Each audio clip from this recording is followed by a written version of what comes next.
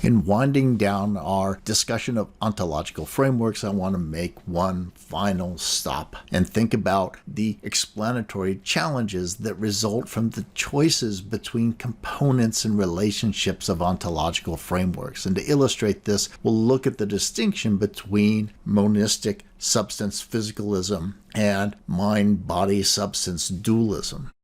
Monistic physicalism faces an explanatory difficulty that arises out of its very choice of the way it structures its ontological framework. Monistic theories face a difficulty of formulating mechanisms and relationships that can function within their framework, relying solely upon its single substance or fundamental entity that can plausibly explain all of the objects, properties, and processes that we associate with the mind and minds that seem prima facie different from those physical properties that are easily accommodated by our substance with its physical properties and dynamic interactions between those properties. This is captured very nicely by a relatively long quote from David Chalmers. The really hard problem of consciousness is the problem of experience. When we think and perceive, there's a whir of information processing, but there is also a subjective aspect.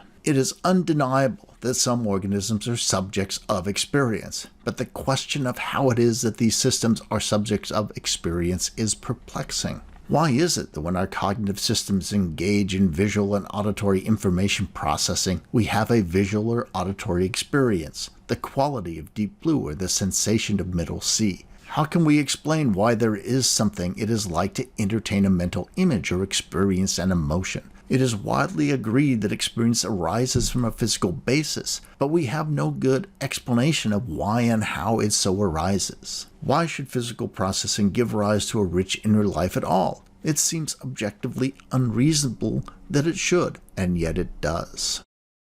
In contrast to the monistic substance physicalist, the dualist, or for that matter, the pluralist, particularly the oppositional substance pluralist or dualist, makes an explicit choice that allows them to sidestep this difficulty of trying to explain the mental, relying only upon the physical.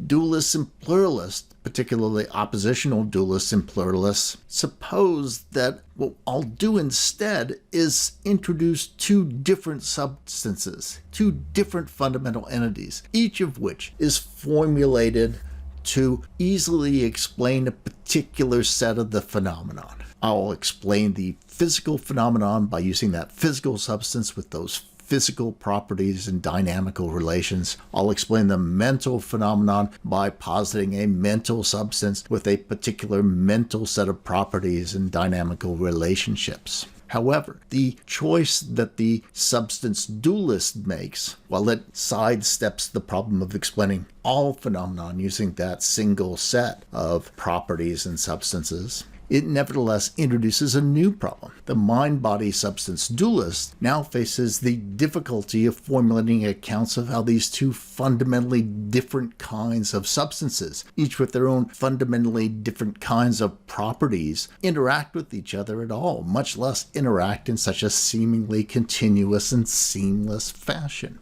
Why is it that when you decide to go for a walk, you stand up and start walking away? Why is it that when you take an aspirin or an acetaminophen, your mental phenomenon of a headache gets diminished by that physical action? What is it that facilitates the interaction, seemingly continuous and seamless, between those physical aspects of the world and the mental aspects of the world? This, of course, is the famous mind-body interaction problem. In the next lecture module, we'll be turning our attention towards the presocratics exclusively. So let's take a look at how that lecture storyboard is going to go. We'll start off by discussing some presocratic prehistory. We'll talk about figures, times, and geography associated with the presocratics that we discuss. We'll talk a little bit about those three theses that I use to integrate the narrative about the presocratics. Then we'll get into some of the features that get accreted to the soul from the different pre-Socratic philosophical figures. And we'll conclude by drawing some morals and summarizing.